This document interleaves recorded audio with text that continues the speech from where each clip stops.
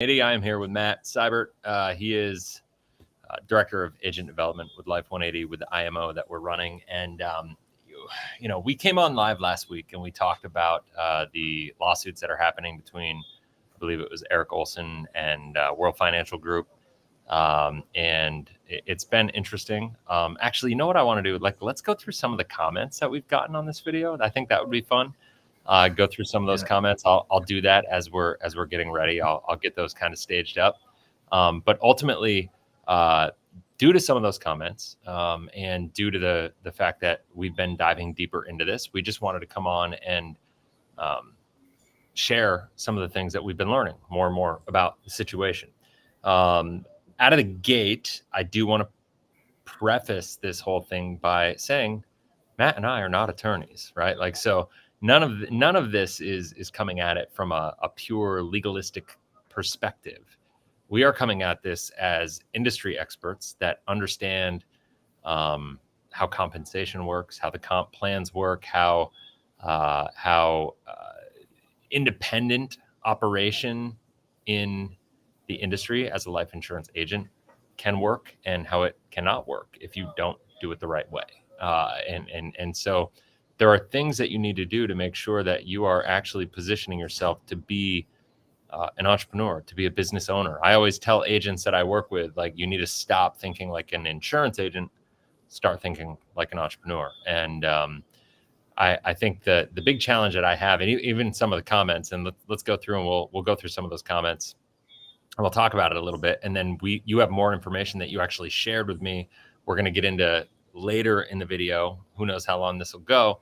But we're going to get into sharing some of the documentation of the new company, what Eric Olsen is doing.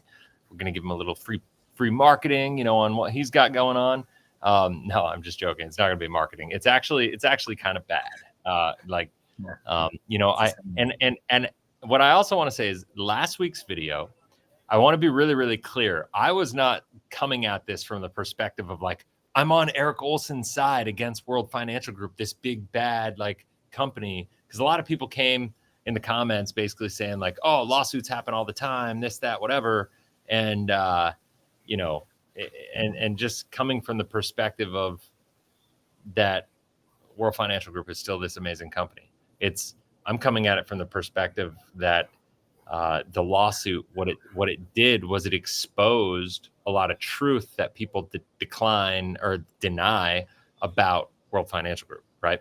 And the challenge that I have, I guess now that I'm thinking about it, and I'm going to give a little snapshot into what we're going to get into, is he's complaining. Now, I haven't read the entire agent agreement. He's got this agent agreement, and sign it before joining his new, what's it called? GFI? Is that what it is? GFI. Okay. Yep. With GFI, he's got this new agent agreement. I saw the agent agreement.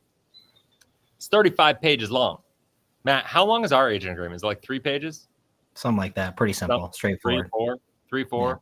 Yeah. And it's designed to be straightforward, right? So it just got me to think. It's the lack of transparency and why IUL illustrations are so crazy and so long and so confusing, and the nature of how many people get hurt because nobody's going to read all the fine print. Nobody's going to read. Very few people are going to read all the details. And if they did, they wouldn't do it.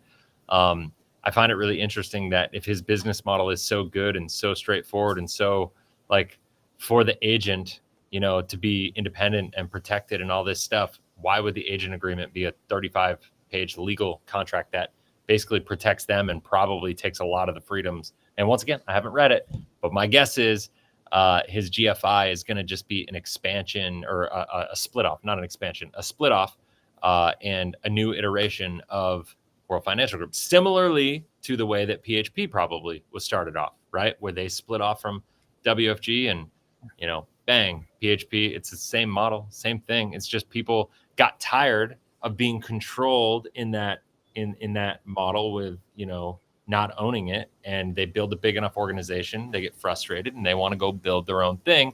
And then ironically, it's just about the money. It's not about serving people. It's not about helping people. It's about that is exactly the thing that when we started Life 180, I wanted to avoid, right? I wanted to create a construct that would avoid that whole dynamic, if you will. And so, what do you have to say as we get into this? As you talk, I'm going to go pull up some comments and prepare. Yeah, I mean, it's just really interesting. We get a lot of agents from WFG reaching out to us, whether they want to join us or I think they learned that we're pretty open to answering questions. And come to find, I spoke with one today, and he actually was thinking about leaving WFG to go to GFI, and he attended one of their meetings, their overview meetings. That's how they recruit you. They have you sit in on an overview, and then they sell you and sizzle you on a dream. You feel excited, and they get you in. And he said it was pretty much the same thing. He thought it was going to be something different. And so I got a copy of the comp model, the hierarchy, and it's pretty much the same thing.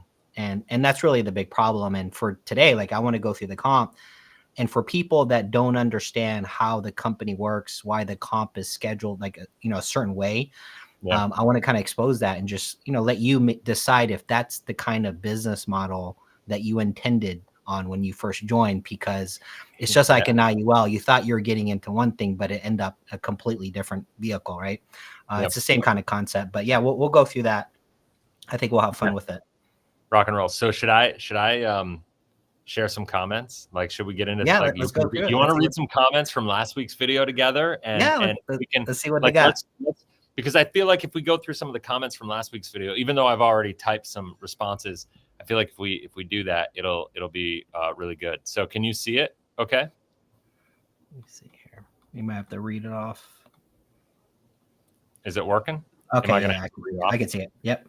I can zoom in. Bang. Look at that. Cool. So so this guy said half knowledge. Let's see here. Half knowledge is enough to create false rumors. Good job, guys. Hope you are yourself entertained enough first. Lawsuits are not uncommon for big businesses or corporations. This is just another one. No big deal. The same guy whose video you took these screenshots from has explained the other side of the coin. So if you're willing to share information, do your job and explain both sides of the lawsuit. Else, just clap and stay entertained. Okay, so I don't find this entertaining, I guess, is my take on this. Like, I'm not doing this to entertain. I mean, I get that I'm a bit sarcastic and a bit snarky because this is just stuff I've been talking about for so long. And I find it humorous when things like this happen to an extent, only because like you could see this coming from a mile away. You know what I mean? And yeah, for sure. And so like, yeah, I'm not saying that World Financial Group illegally doesn't have a gripe with the guy. Actually, in fact, I'm saying probably legally World Financial Group does have a gripe with the guy, especially if he's spun off and started his own company like he's done. Of course they do, because of the model and because of the contract that they signed. My problem is all these people that try to say, World Financial Group, you own your own business and you do all this stuff. You're in business for yourself, but not by yourself, and all these bullshit marketing, things that people want to talk about. And the bottom line is like, this is just showing you are never really independent. You never really get to keep your business. And they change. The bigger you get, when you become relevant in the world of these IMOs, the World Financial Group in this instance, like they control you. And he is showing, and he's actually said in his legal complaint that is the case. And everybody that wants to say it's not an MLM, well, it is, because of their compensation model, because of your commissions are assigned directly to them. You're not independent in the sense that your commissions are paid by the companies, like the carriers. If you sell a nationwide policy with World Financial Group, you sell a Transamerica policy with World Financial Group, you sell a Pac Life policy with World Financial Group, those commissions are assigned to World Financial Group, and they control you, right? That's why when somebody joined us, I'm not trying to sell us, and I'm not trying to get people to join Life 180. If you want to, reach out, but I'm just trying to explain why this is so important, right? Like why I'm focusing so much on this, right? Like why we're doing it the way that we're doing it. And the reason that we have it so we don't assign commissions to us, that eliminates the real pure independence of everything, right? And it's only natural. There's no other outcome that was ever going to happen for Eric aside from staying with World Financial Group forever and having them be completely in control. In which case, if you do that, they can change the terms of the comp plan based on the agent agreement you sign. They can change the dynamics of everything, how bonuses are paid, how the commission structures are paid, how everything is paid. They control everything. If you had it set up so they just maybe got an override, which is a pure agency structure where they have an override and you are paid directly by the carrier and they get compensated with an override through the carrier for providing training and support and sales support and underwriting support and all the different things that an IMO is actually supposed to do, then it's more of an agency structure. But then companies like WFG, if they did it that way, they would lose their control, they would lose that leverage, and therefore, you know, if they did that, I feel like a lot of the defense of all these people that are so emotionally like looking for confirmation bias, why it works, a lot of that would go away. And so anyway, and do you have anything to say to that before we go on to the next one? I mean, I don't even know what he was talking about. I don't think we're on anybody's side. We're against both because, you know, I don't have problems with multi-level marketing. I just have a problem when multi-level marketing includes financial products that can actually hurt people. Right. Right. Yeah. And it might be entertaining to us because we're just seeing one guy complain about something that, let's face it, he already knew and he's implementing in his new company. The same problems he's complaining about is also in his his current company. In the contract that we have, I saw another one yesterday. I'm trying to get the full copy, but it said this is the key term in every contract. This is how they get you in these types of organizations. They say as long as good standing. As long as you're in good standing, these are okay. Well, guess who has the control whether you're in good standing or not? Who defines what good standing is? It's the biggest loophole I've seen in every freaking WFG contract. All of this is promised to you as long as you're in good standing. Well, guess what? When you call upon it, when you actually want it, or you know, whatever, you know, that was promised to you, they can sit back and say, hey, honestly, you're not in good standing with the company because this. And that's really the big problem. All the little loopholes and the verbiage that you just don't see in the contract. Totally. No, I agree. That's 100% accurate. So somebody just said here, make sure to do another video on World Financial Group lawsuit against Eric Olsen, and you'll see the difference. Once again, I just said at the beginning of this video, like I have no doubt that World Financial Group has a gripe with Eric Olsen. And that he's done that they for a violation of their contract. There's no doubt in my mind. I will say I'm sure as we get down through this, we'll see some comments. Some people mentioned the fact that Eric was doing bad business and that's the reason he got fired. I got news for you. If he was fired for bad business, they may have wanted to actually execute that if that was really what it's about. This is the thing. Like, dude, I took an IQ test the other day and I scored really well. I had never taken an IQ test before. And one of the things that I really came to the realization of, I want to talk about this for a second. In this IQ test, this is kind of funny, was that I have like this really high degree of deductive reasoning. And that's like a gift of mine, right? And I never even thought, I didn't even know you could like test that, right? And but I scored extremely high. And so the funny thing is, like, it's not hard to deduce in this scenario that if that were what it was about, they would have fired him when he had 5,000 reps, or, you know, because I promise you, once he hit 1,000 reps, he is on their radar. Like, he is a big deal.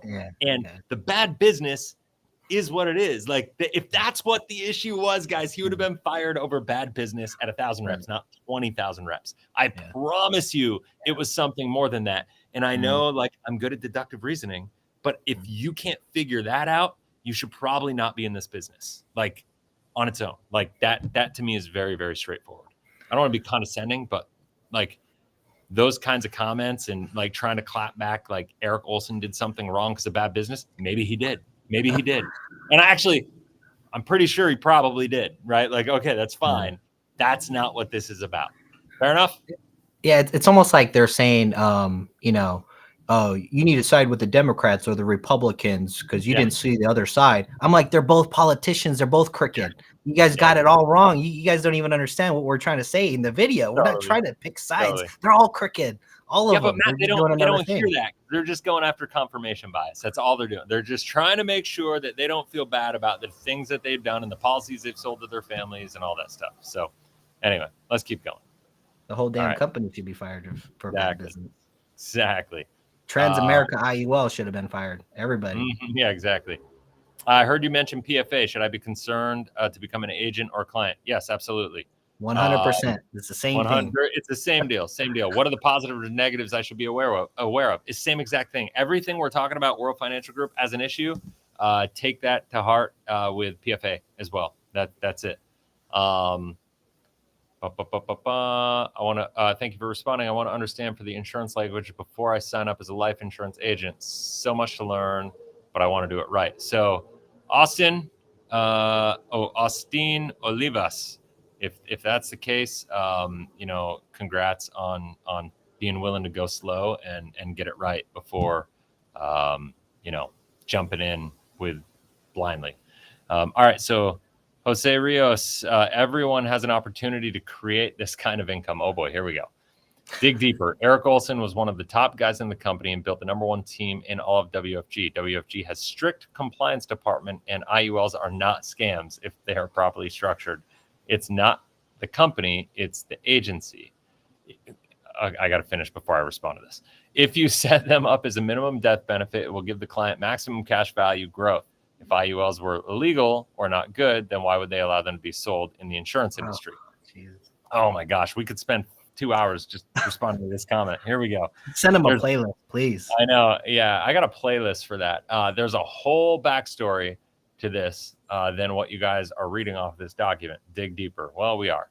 Eric Olsen's entire agency was over 90% persistency, and our clients keep their plans because we sold them correctly. I'm confused now. At first, it sounded like he was going against Eric, right? That he built the #1 team, and he was saying that WFG has a strict compliance department, and IOLs are not scams if properly structured. And it's not the company, it's the agency. So, like, alluding, at least I read it like this, and I'm still reading it like this. Sounds like he was defending Eric. It does?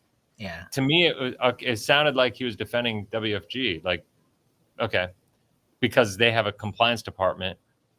Okay, I don't know. And they're saying like the compliance department was clapping down on him, right? Like snapping back. But then later he's defending Eric, saying he's got 90% persistency, and that's good.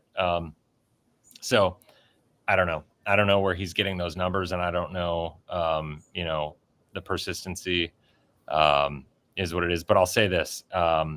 There's no way I can prove or disprove or whatever any of those numbers are. Here's another thing that's wrong with the insurance agent industry, and it really pisses me off. You got these new agents come in and see top performers, top agents, and all they could see is that as like a marker, like, wow, but they don't ask how did they get there. And I'm not saying all, but I've been around a lot of top performers, and the way they got there wasn't ethical. I'll tell you that. And I could probably go through a lot of them and see how they actually conducted business, and did they really actually do what's best for the client to get to where they are. I'm not saying you have to do that to be a top performer, but for you to outline he was the #1 person at WFG, that doesn't tell me anything. Okay, how did he do it? What did he do to get there? Right? Yeah. I mean, I got into a battle one time. Here, I'll go back and we'll just talk for a sec. I'll turn this off here. I got into a battle one time I was in like a competitive situation. So, and it wasn't even my client. We had an agent with Life 180 who was in a competitive situation in like the Dallas, Texas area with their client, and the client kept going back and forth between a WFG agent for a Pac Life policy and then talking to our agent. And the client got to this place where it was like, all right, every time I talk to you at Life 180, to the agent, I feel like I want to go with you. And then every time I go talk to this person over at WFG, I want to go with them. And I can't get to the bottom of it, right? And she's like, I can't figure out. I'm doing real estate. I want to buy it because I want to use this policy to help accelerate my real estate portfolio and just strategy and all that stuff. And I just can't figure it out. And so finally the agent was like, why? And she came to me and was like, what do I do? And I was like, just let's set up a Zoom. Like, let's set up a Zoom, but not just us and them. Let's get everybody on the call. Let's get the top dog.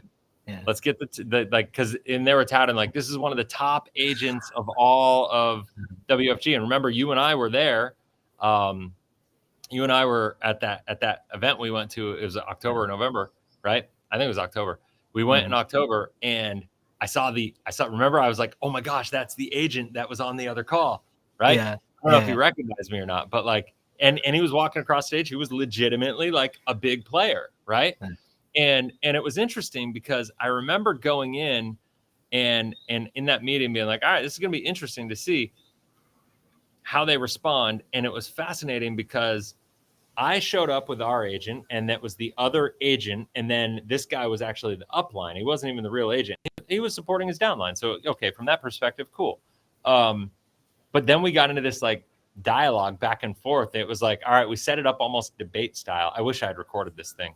And we said it, they wouldn't have let me record it though. We set it up. I was like, all right, you tell me why don't we set it up so you say as the client what you're looking to do, and we'll each present our case, and we'll like allow the other to give a rebuttal, so to speak, and whatever. And that's what we did. This upline, this massive performer, this person who we watched walk across stage and achieve countless awards, for their success and how good they are. And people were looking at them like they were amazing, and he was a leader. He knew nothing about how the product really worked, like nothing.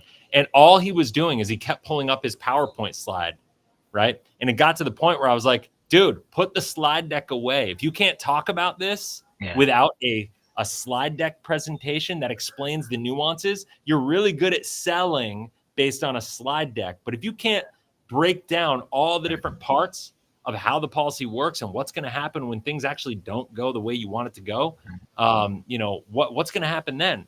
What are people going to do then, right? And so, it's interesting. Like, he just got really frustrated. We ended up winning the business, and then the person called me actually after the fact and was like, "Oh my God, thank you for doing that call. Like, now I see exactly what you're saying," because he ended up getting wicked defensive and just like checked out because he had nothing to say.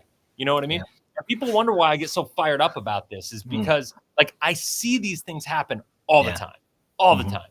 And everybody likes to clap really loud and make a lot of noise and act like they know what they're doing. And they're really good at selling these high level like sales pitches about what these things do. But at the end of the day, when push comes to shove, they don't understand. They don't know what they're doing. They know they're making a lot of money and they're scared to give that up. That's really what it comes down to. And the problem is, like you just said, people come into the business, they see money, they see success, and they kind of go after middle class, which is fine. Like, and I'm all about the side hustle. I'm all about like, yes, do that. But if you're going to do it right. Do it like, because the worst part is I feel like these companies like WFG are ruining America. They're WFG, PHP, PFA. It's my opinion, right? For all you legal people out there, it's my opinion. I feel like they're ruining America. And the reason I feel like that is because they're targeting middle class. The middle class are then selling to their friends and family who are in their, situation, same financial scenario. And they're going to put all this money into these products that they're going to be screwed in 4, 5, 6 years. And they're going to lose up to a decade maybe of actual saving potential, earning potential, investment potential, all because people are getting involved in something based on trust, based on just blind following these people that act like they know what they're doing, but they can't even like hold any ground when having a basic conversation in front of a client, right? And this is a top guy. I'm not saying every agent that way, but I am saying a lot of them are. What do we have here? Ian Vogel, what's up, dude? So Ian is a WFG agent that was a WFG agent. I don't want to color him like that anymore. That is now with us. I don't see it purely as greed. Think of the messaging of Ed Milet. According to Ed, if you don't do absolutely everything in your power to win and have sold out your dreams and don't love your family enough. Oh, if you don't do absolutely everything in your power to win, you have sold out your dreams and don't love your family enough. Video becoming unstoppable. Olsen and Cap are just doing what's best for their families. Yeah, I guess that's probably the case. I have a hard time with Ed Milet because I love a lot of what he says. Like, I get like doing everything in your power, but where does it say that everything in your power has to be at the expense of other people? Like, that's kind of a scare. And like, I know Ian, I know he didn't mean it this way, but like that the idea of like you doing everything in your power to achieve the life that you want to live and what's best for your families doesn't have to be at the expense of other people, right? It doesn't have to be. That's kind of a scarcity like framework, and that's how they operate. Absolutely. Like, but I don't think people, I don't think people get into the business with that goal. You know what I mean? Does that make sense? Like, I feel like people actually want to help. And yeah, man, gosh, stuff is incredibly insane. Okay, let's go back to comments. All right, let's go to the next one. Oh, GFI. You know what that means? I do. I'm not going to say it on TV here, though. GFI, that Greg Cap left to go to have complete ownership. Okay, that's fine. Yeah, that's what he did. No requirements to recruit, but you can recruit if you want. Oh my gosh. All right, so Matt, I'm going to let you tackle that one. No requirements to recruit. Let me read the rest of this comment, and then I'm going to let you talk about the fact that WFG has no requirements to recruit. If you leave the company, then you still own your business and renewals, as well as can pass it down to your family should you pass away. All right, Matt, fire away. Man, if I hear that one more time. So yeah, technically, if you go to WFG, PHP, PFA, FEE, RAQ, all these dang multi-level marketing companies, they will tell you straight up in your eye, no, you don't have to recruit. Because if you go into their interview and you say, do I have to recruit? They'll look you straight in the eye and say, no, you don't have to recruit. However, the only way you can progress and get higher compensation, because you're already starting at broke level, like 20-30%. The only way you're going to be able to get a higher comp is through recruiting. That's the only way. The biggest motto that they always say behind doors, your recruit is not a recruit until they have a recruit. That's their whole motto. So when they tell you you don't have to recruit, technically that is correct. You don't have to recruit. But if you want to actually progress and you want to move up and you want to get on the inside of all the brotherhood and the inner circle, you're going to have to recruit. There's no way around it. And it's the same thing when you go up to them and you say, do you guys have leads? And every single one of them, they said, yeah, we do have leads. Then you ask where the leads come from. They say, we have an internal marketing system. Do they have leads? Yeah, technically they have leads. What they don't tell you, it's going to be your mom, your brother, your sister. I'm not saying that's a bad thing. I'm just saying if that's your sole business, the only way you're going to go help people, that's going to be tough long term. So since you only have so big of a warm market, well, how do you get more people? Guess what? By recruiting. So it's just a game. And this is why I'm passionate about exposing all this stuff, is just, the wordplay, the games. But I'm excited because I've been through that, worked my way up to the top. I know probably all the little secrets that your upline doesn't know and your upline doesn't know. And it's all going to come out. We're going to have fun with it. So hang on tight. I love it. All right. So let's do this. Let's do one more comment because we're going to get into some of that, right? I love your model for your business. Oh, let's end on this one. This is a good one. I love your model for your business, Chris. I'm trying to figure this stuff out, but once I do, I'm sure I'm going to love it. Chris, you're an example of integrity for all. Thank you for all you do. Oh, that's very nice. That was very nice. All right, we're going to stop there. Let's get into. Sorry, I have to have some fun with this. Otherwise, I don't know what to do. It's too serious otherwise. So here's the deal. Let me get this going. I want to figure out. Let's share. All right, I'm going to turn this on, and I'm going to go to, which one should I start with? This one? Yeah, I mean, that's fine. That is basically the difference. So this one doesn't tell you what you have to do to get each comp, but when you first start, you're probably, depending on every company is a little bit different. Take a step back. Yeah. This is the GFI, the new, like Eric Olsen and Greg Cap. They went in and they started this company, whatever. Maybe Greg did. I don't know who owns it. Doesn't really matter. This is just kind of the business on the other side of the lawsuit, right? The business that was started, and like this is the business that is causing all the problems from the legal side of things. And Greg Olsen is, or is it Greg or Eric? Eric Olsen. Eric Olsen. Greg Olsen was a tight end for the Panthers. So that's muscle memory right there.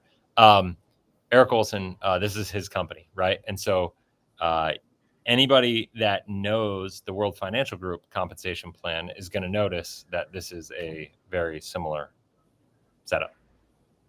It's pretty similar. It's funny because if you read GFI's contract and similar to WFG's contract, one of the things that's very explicit is you can't take trade secrets or anything you learn from this company to your other company. Well, where did he get this from? He didn't just wake up one day and decide, oh, I'm going to create this hierarchy that looks like this. Well, this came from WFG, which came from Prior America. It's all the same stuff. But this one just kind of goes through the progression of how you can move up as far as your compensation. Looks like, I don't know, some companies are a little bit different. Some companies might have an unlicensed compensation, so that's not shown on here, but I'm going to suppose once you're a representative, you're fully licensed, you're at 30%. And what's funny is this, you're at 30%, but a lot of companies, and I don't know if GFI does it different, but I know at WFG, a lot of the times your first very clients, including your own policy, you don't get paid for. So it's like not only you're at a low comp, you're not even getting paid for any business that you submit regardless. So I just don't even know why they even bother with it. But here, obviously, there's like 30, go to 45, 50, 60, 80%. And surprisingly, I don't see any like 100% or anything beyond that, which is odd. Well, in fairness, it's a newer company, right? So as companies evolve, they have the ability and rights to change and update the compensation plan. For sure. Right. So what happens is, and this is, listen, I used to do a lot of consulting with network marketing companies, and I helped design compensation plans for these companies. Right. And so I know this game inside out. And so I don't know exactly what's going through the mind of Eric Olsen here as he's been like designing this comp plan, or the team he's got, that he designed this compensation plan with. But what I do know is that, I see bonuses for where did I read it? Highest base. No, there was a bonus comment. Where was it? I just read it. Where in the world is it? There was something about like builder bonuses. Where did I saw a builder bonus? Where did I see it? Is it the bonus point on the side under generations? I literally just read builder bonus somewhere, and then it was gone. Maybe it was on the other sheet. We'll see. But what happens is, just get to the point. What happens is people, they will build this compensation plan because at this stage of the game, what they're looking for is to really incentivize people for certain activities, right? And so they want to get people out there building and recruiting. And when people get recruited, they want them to write a policy on themselves and their family and then go recruit more people. And so they're really incentivizing and giving bonuses to different people for achieving certain goals. So what they do is because they own the compensation, right? And it's not actually getting paid directly to you. They are actually controlling some of this money. Because I got news for you. This representative at 30% contract right there, there is not a whole life or IUL company in the world that offers a 30% contract. That is like the lowest you can get, even on a career contract, is 50%. That is the lowest that you could get, the absolute lowest. Most of the time, you're like 60 to 70 points if you're independent and just starting off. That's starting off brand new with no results, completely green, new to the industry, starting at 60, 70 points. And the reason they do this, they start you off that low because they hold that money back, and then they get to disperse that money for whatever kind of bonuses and whatever awards that they want to dole out, right? And so as time goes on, this compensation plan is almost inevitable to change. The other thing I want to talk about here is when everybody talks about how life insurance is or that IUL gets paid less than whole life insurance. This total field payout, 133%, they can only do that because of the compensation plan for IUL allows for much higher compensation, up to 170 points, 170%. We call it a point, right? Each percentage is a point. And so I'm willing to bet that Eric has a 165 or 170 point contract, and he's paying out the 133, and there's an override above and beyond that. That's just the way it works, and the company is keeping that. But you'll never see that because it's all being assigned to the company, and they're just paying it back out, and this is just what they're kind of trickling back to the field, right? And so from that perspective, the highest compensation for most whole life insurance companies, the compensation taps out at 99 points for the major mutual companies. There are some companies that are independent that don't operate in New York that will go up to a total of 130 to 135 max. But that's like that's max. Like, so therefore on a whole life policy, you're backing it out, and if you were to, and I'm just being totally transparent. See, I'm giving information right now that nobody in the industry, whole life people included, will share with people. Like nobody, like, but I don't care because I believe in transparency, because I think if you're going to do this, you better understand what the hell you're doing.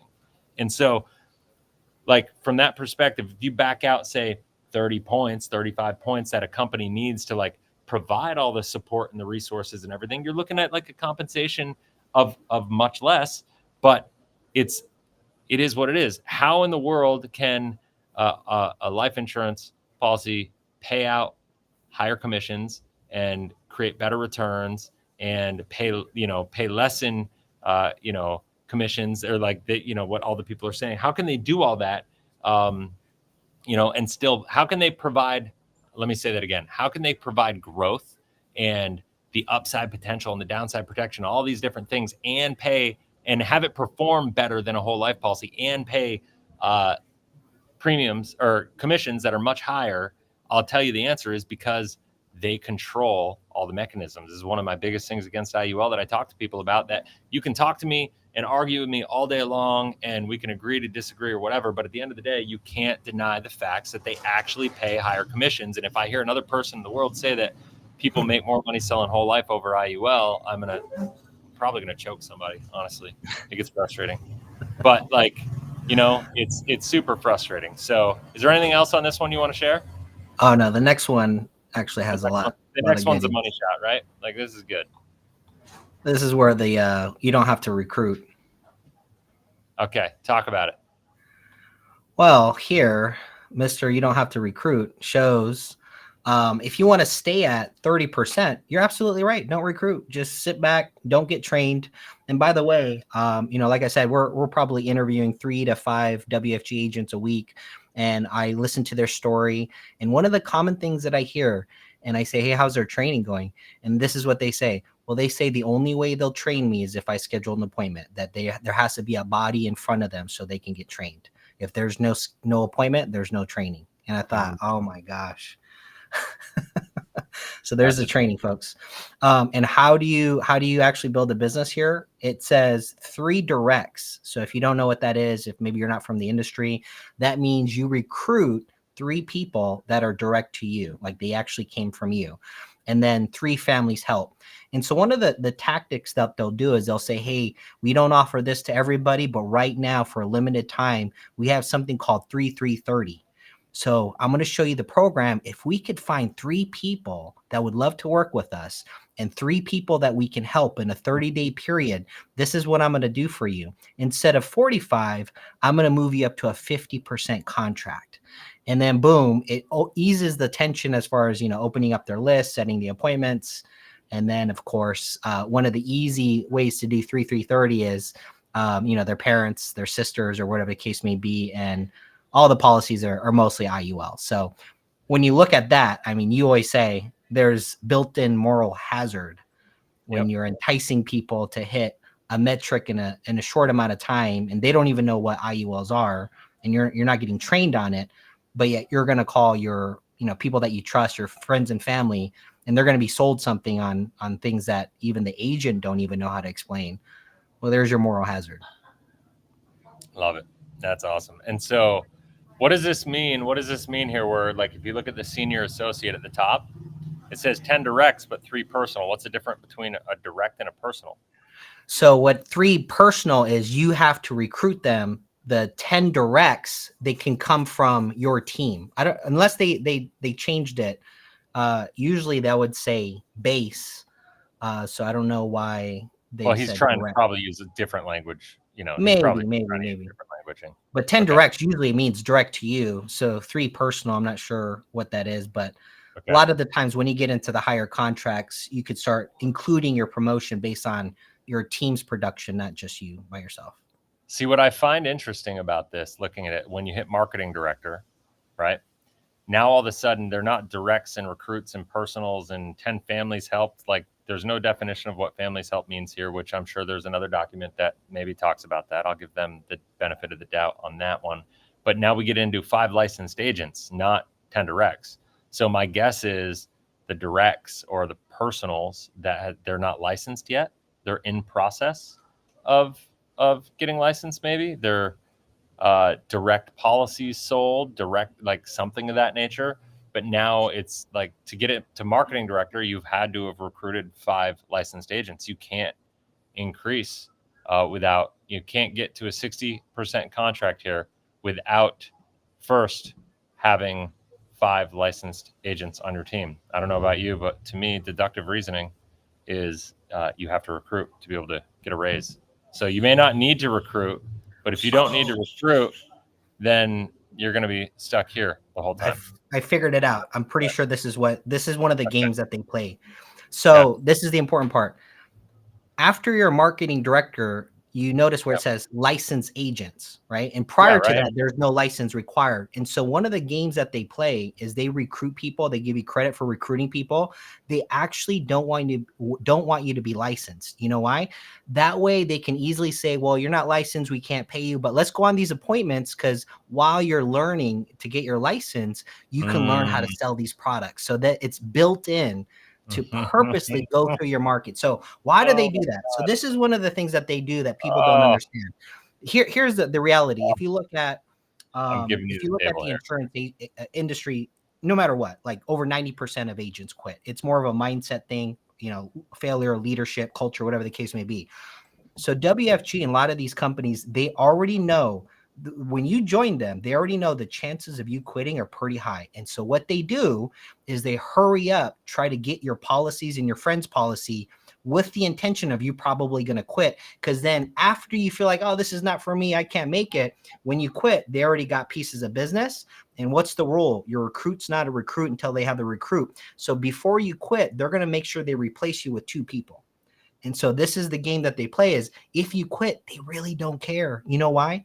When you quit, they already got business closed and they already got 2 recruits that have 3 more recruits that also have pieces of business lined up. So it's the system that duplicates and creates more people into their hierarchy. So when you quit, that's why they don't really care much, you know, and I can see right here. That's why it says, you know, unlicensed or licensed and direct. Got it. And yeah, no, it's just really sad. That makes sense. Matt Branch just said WFG is a joke. It makes guys like me look bad in the industry, right? Like, so it's true, right? Like, guys, and Matt Branch is awesome. He's in Canada, but if you're in Canada, he creates some cool content on Instagram and YouTube, and go follow him. He's a cool kid. He's like in his 20s, but he's a kid to me. They also submit your own. They also here. Let's see this comment here. Respond to that one. That is true. One of the common things I hear with WFG agents when I bring them on and I say, hey, you can write your own policy, right? And I'll help you, and you get paid on it. And they look at me like it's against the law or something. Like, we can do that. I'm like, yes, it's totally legit. And that's the game that they play. Depending on the team at WFG, most of them will not allow you to get paid for your first 10 appointments. That's why that's why they like to recruit people. Take your time getting your license. Let's knock out your 10 appointments. That way, by the time you're licensed, we get you promoted. And it's just a game. And I think people need to see through it. I want to expose it all and just let everybody know. And if you like that and you still want to move forward, so be it. But I just don't see anybody that would want to once they understand how it works. Right? Yeah. I think in all the years that I've done this, I've had a couple people come through and want to get their policy in place before they got their license. But most of the time, my advice is, I mean, sure, start the process if you want, but like get licensed fast and write your own business, because you should be your own agent. You should get compensated. I mean, what we talk about from a cash value perspective and all the like life insurance as an asset, it's a savings alternative, all these things, it's amazing. it's even more amazing when you're licensed, like, because you get your own renewals and commissions, and it's the effective element. The effective element of that is like you're getting a higher rate of return on this thing that's already amazing, and it's like a no-brainer. Yeah, so PHP uplines also profit from my newly licensed agent. That's gross, right? Like that's just, it's the same model. I mean, Patrick Bet David came from WFG. I mean, he just did a Eric Olsen. It's the same thing. Yeah, totally. So, all right, what do I have here? Let's go back to this. Let's just like really like evaluate this and see what. Okay, so going back down here. So to get the executive, there's a big jump between marketing director and executive marketing director, which I notice he's using the same, at least at those, he's using same titles as WFG marketing director and executive marketing director. Executive vice president, you need 100 licensed agents, $1 million super base points in 12 months. Okay. So, it goes up to builder's contract goes from 80% up to 133%. And so they're paying this out. You can build more people. At the end of the day, there's no getting around. You are recruiting people. If you don't recruit, you're not getting an advancement, which, by the way, I have no problem. If they want to build the model like down here, like the say advancements, let's say 6 through 10, just as an example, or even like the executive marketing director level. So advancements 5 through 15, I have no problem with the concept of like forcing people to recruit, or like I have a problem forcing people to recruit. I have no problem allowing people to recruit. Right. And incentivizing them to do so. Where I have a problem is in these areas right here, right? Yeah. And the challenge that I have is steps 1 through 4 here. The challenge that I have is the most kickback that I have from WFG agents that are like, Chris, you just don't get it. I'm like, no, you don't get it. The reason I have a problem with that is because it creates so many moral hazards, and you just get so many people that are just trying to move too fast. They're not investing in themselves to become who they need to be to actually be a good agent. They're relying on people that don't understand even like the products that they're selling, the product education. Yeah, I mean, listen, the lack of product education around the how IULs work inside of WFG should be alarming on its own, right? If they were good with products and they understood them, they'd be doing better product education, right? We don't sell IUL. We sell whole life insurance with Life 180. And I will tell you, all of our agents get better IUL training than every WFG agent. Like, so true. Right? It's scary. It's kind of scary. That is kind of scary now you think about it. But like the reason we do that is because I just believe like if you're playing football, you can't just have your game plan. And a lot of people ask me like, why do you spend so much time talking about like IUL and stuff? Why don't you just focus on your thing? It's because there's so many, because of companies like WFG, PHP, PFA, and all these other companies that you name that I don't even know who they are. Because of those companies, there's so many agents out there misrepresenting this product that are going to be hurting people. And it's kind of like saying to the Chiefs going into the Super Bowl against the 49ers, like, why do you even pay attention to what defense the 49ers play? Why do you even pay attention to what offense they play? No, you got a game plan. You got to know who you're going against, and you got to understand better than them. You got to know where the ball's going on defense, at the same time they know where it's going, right? Well, here's the thing too that kind of upsets me. So you got an IUL agent that says something like that, right? Mm-hmm. So you as an IUL agent, you think you're doing some high moral thing, you're helping people, making a difference on this crusade. Wouldn't you also be on the same fence and fighting people that are misrepresenting the very product that you believe in? Like, why are you so quiet about it? Wouldn't that make you want to voice your opinion? But they stay quiet. They stay silent, Yeah. No, it's true. Hey, answer this question. Are you guys full-time, part-time with your company? Both. Whatever schedule you can work. You can take your time. We have a lot of agents. Most of work full-time jobs, and they kind of learn as they go. We have agents that are completely full-time with us. It's really based on your schedule. And regardless of your schedule, how busy you are, you could totally get down the skills. You could get down the concepts. You can learn the products and go out and really help and make a lot of impact. That's awesome. Yeah, I would say my take on that is I love the idea of a side hustle. I love the idea of people being able to come from a place of service, right? So I think one of the biggest mistakes people make in the financial industry is trying to make too big of a leap. Like when I was the director of business development with the IUL company that I talk about all the time back in the day, it was a career company, right? So we had career agents. And one of the things we do is they wouldn't allow people to come on part-time. So a lot of the people that I saw get hurt were jumping into a full commission job, maybe with like $1,000 or $2,000 a month stipend, which wasn't even enough for people to like get by and pay their bills in Vermont, where I was. And they would make that leap, and then 6 months later they'd be screwed because they wouldn't have any sales coming in or not enough sales. And that's what creates another moral hazard, right? When you need to make money, when you need to make that commission just to pay your bills and to make sure your family's taken care of, that creates the potential for a problem, right? Yeah. And so what I think is great about doing this part-time is I encourage everybody to do this when you come on, if you feel this is right for you, if you feel like you're passionate about learning this and getting involved in the industry, and you want to serve people and help them with their money and all these different things, and life insurance, whatever. I encourage everybody to get their license, get in the business, don't quit your day job, work this as a secondary option, because the great part about this is no matter what, and one of my main focus points with Life 180, when we created the compensation plan and we created the training, we created everything around it, was my mission was to make it so if I don't care if somebody, and Matt will tell you, like, I don't care if somebody writes business with us right away. That's not the objective. I care about people building themselves before anything else. You know what I mean? And whether you write business with us or not, that's not what it's about to me. I want you to build yourself as an agent to become who you need to be to serve people the way that you want to serve them, right? Because like at the end of the day, that's what matters. That's where impact's going to come from. And for me, it just takes time to put a check on you, to put a requirement on you that you have to go recruit people to hit these comp levels and pay levels. Otherwise, we're not going to pay attention to you. How narcissistic is that?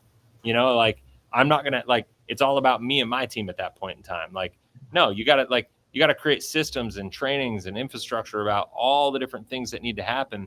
And so, yeah, I think everybody should get in this part-time, because if you are part-time and you're working your other job, you can actually focus on doing things the right way, being willing to go slowly until you are confident and competent to get to where you want to go.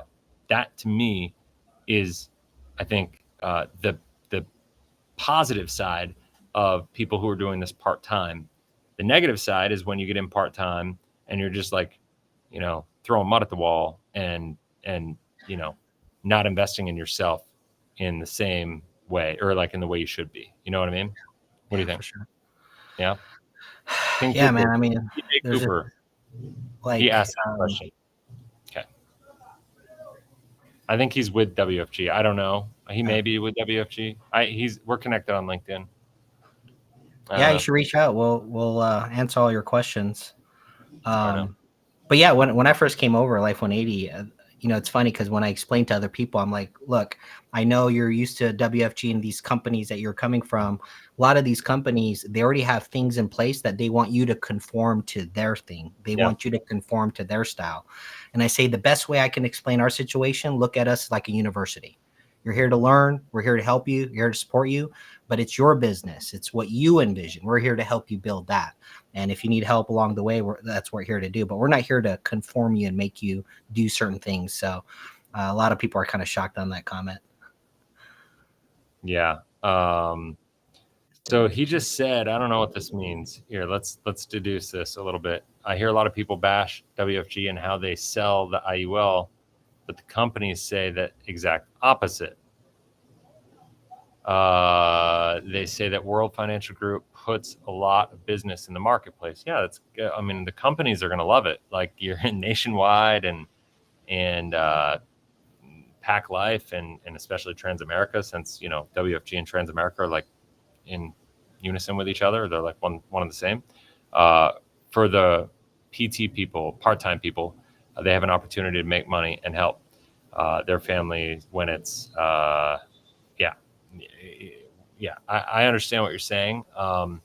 There's an opportunity for part-time, and I think if you do it the right way, but I think there, once again, just to kind of double down on what I was saying, I think the problem is not in the nature of the part-time work. The problem is in the moral hazards in what is measured for success at the beginning of an agent's contract, inside at the beginning of an agent's career, inside of the agent's contract with these organizations like WFG, right? That's the problem. Once again, I think everybody should have the ability to build their own business. Everybody. I think, and I that element I agree with wholeheartedly.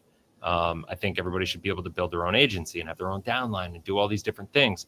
But I don't think you should be recruiting people to something that you don't understand, right? Yeah. You should not recruit somebody until you're able to explain an IUL to somebody like me, right? If you are not able to do that and you can't go toe to toe with me in a conversation about IUL, even if you wind up not agreeing with me, if you're not competent enough to like come at me with the information and like really defend your position and do it with confidence and knowledge and expertise, then you should not be recruiting anybody, right? And this isn't about like IUL suck, but I think they do. Everybody watching this knows that. That's not the conversation I'm having right now. The conversation I'm saying is that for people to be recruiting and required to recruit to get a raise, all these people saying you don't need to recruit in WFG, get the whatever out of here, right? Like you don't have to recruit.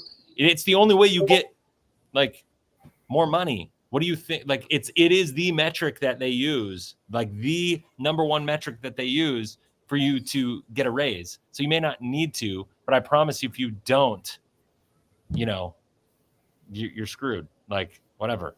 How long did it take me to understand IUL or whole life? It goes in waves. I'll say this.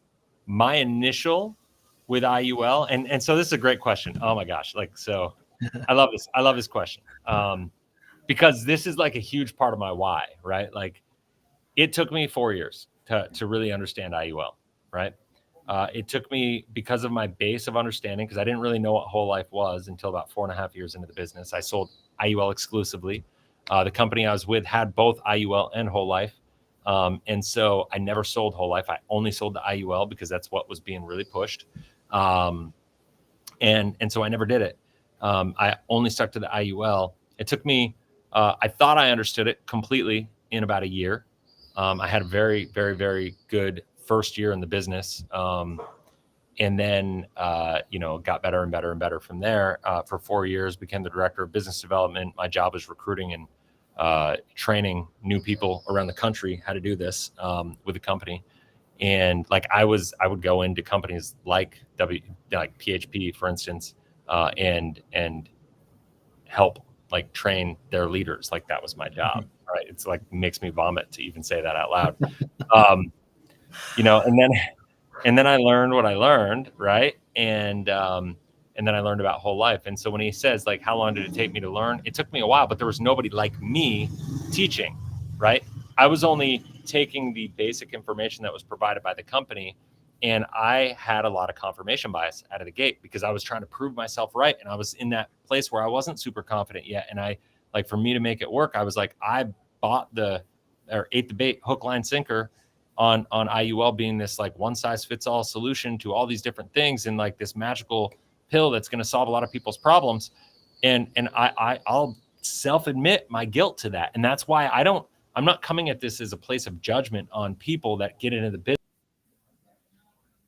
And I'm not like judging their integrity, right? Like in that sense, because I believe a lot of people are getting into this for all the right reasons, and you just don't know what you don't know, right?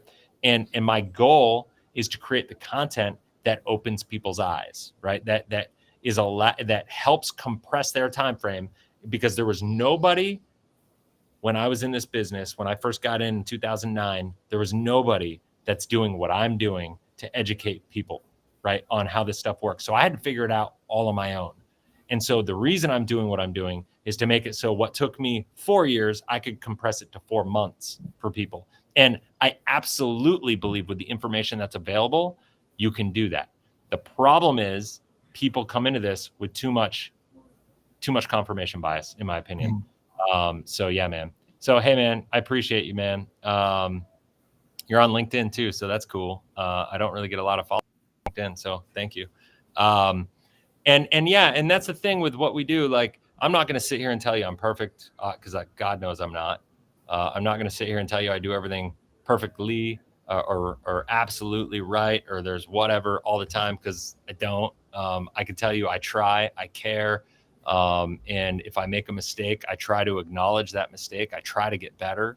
When I sell a product that I believed in, and then new information comes, I'm the first one to take a look at it and acknowledge that I made a mistake. And then I go back to my clients. I tell you what, 2014 was like the hardest year of my life, because I had to go to every client I had ever sold an IUL and tell them everything I told them, that I had so much passion and so much conviction and so much stuff behind. Like, I had to have the conversation and be like, I was wrong, right? I'm going through that right now. I know I told you this. I know I told you this, and I know I sounded really convicted when I told you this, but I've learned some new things, and man, it was rough. It was rough. But all right, Matt Branch is saying I should talk about them all calling themselves business owners. Yeah, I mean, you're not a business owner. You like.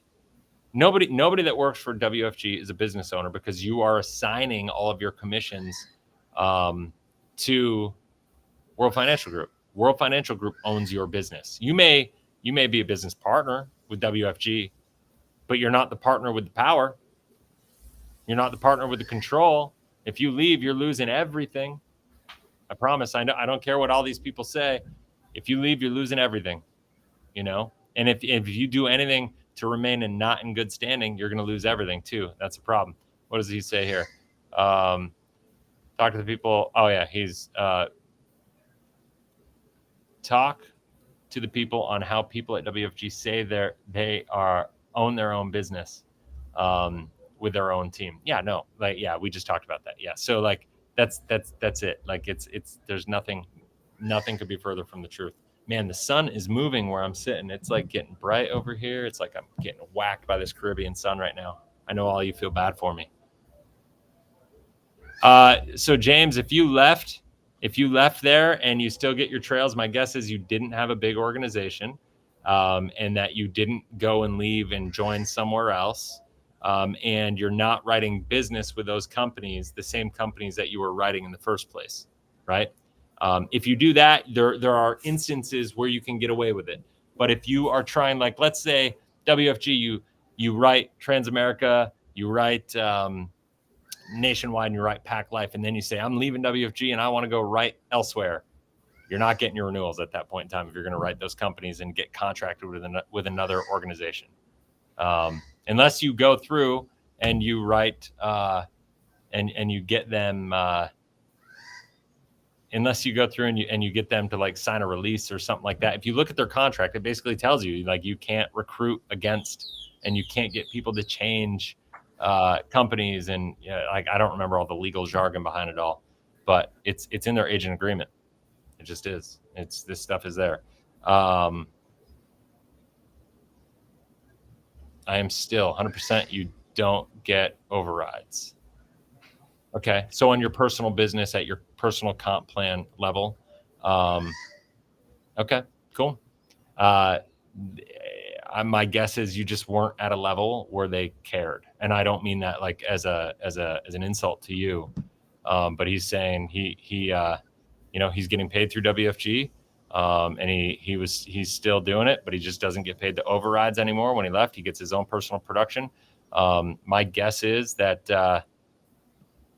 Like I said, you just weren't at a level that they care about, right? They're not worked up about it. I'm going to move this back a little bit. Maybe I'll get out of the sun that way. There we go. This is just me adjusting to life down here where all my studio stuff isn't set up properly still.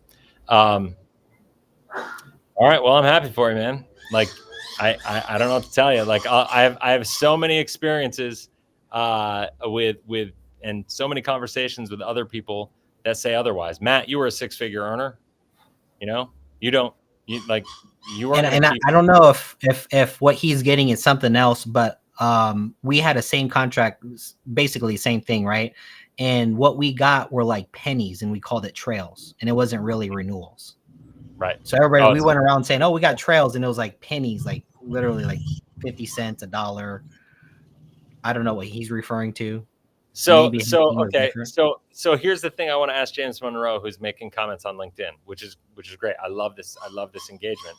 And I don't know, I'm putting his comments up here because if we're on YouTube, the LinkedIn comments are not showing on YouTube. They're showing up in my little feed here because we're using this software to do this.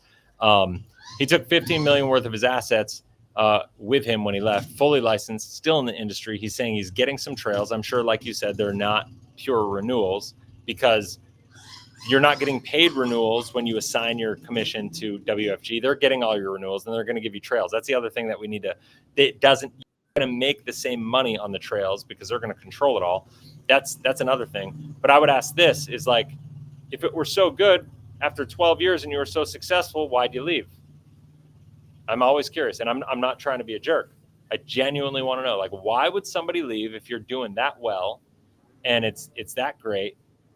Why leave an organization like that? If the company is that good and they're that strong and, you know, you have all this ability, once you reach that success, why would you leave? Why would you leave? So it's tough. Man, I'd love to talk to you, James. If you email chris@life180.com, I'd love to have a conversation with you and actually get an answer to that question. Because I know a lot of people think that I get on these videos and I just love to rip WFG and companies like them. It's not the case at all. I rip because of my beliefs and my values and what I believe people in this industry should know.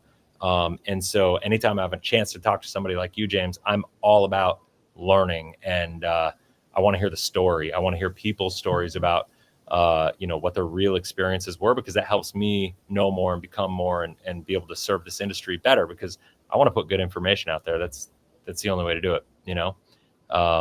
So yeah, Matt, what do you got? What are you thinking? That's it, man. We can only say one agent at a time.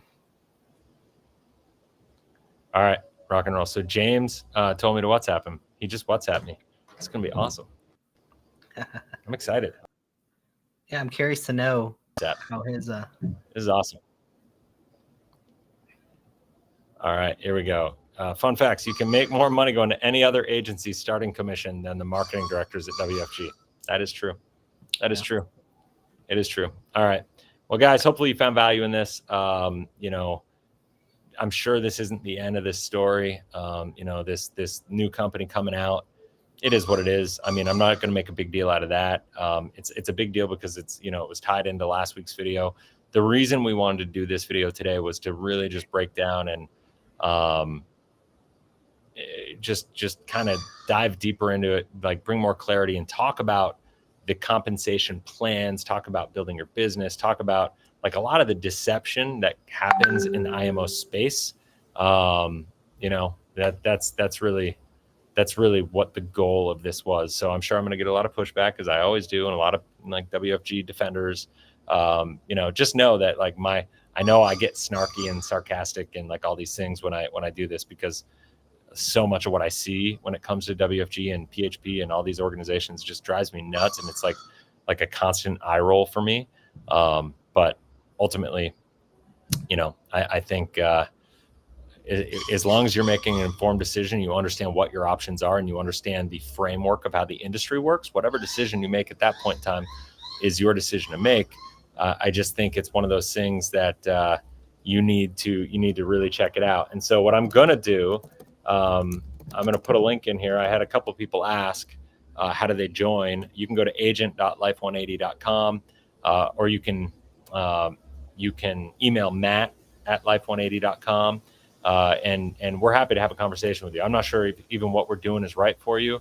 At Life 180, we focus on whole life. We focus on term. We focus on annuities. We focus on helping people eliminate debt. We focus on helping people really understand their own personal finances. And a lot of times, life insurance, whole life insurance or cash value life insurance isn't even part of the equation, because people are just drowning in debt. They're in a poor situation. A lot of times you just got to get a convertible term policy eliminate your debt, get your financial house in order, right? Like that's what you need to do first. And that's a problem with these other companies. They're just like too much focus on trying to sell a thing rather than get to know people and solve their problems, right? And like really understand that. And so anyway, that's it. Till next video. Have a blessed, inspirational day. We'll talk soon. See ya.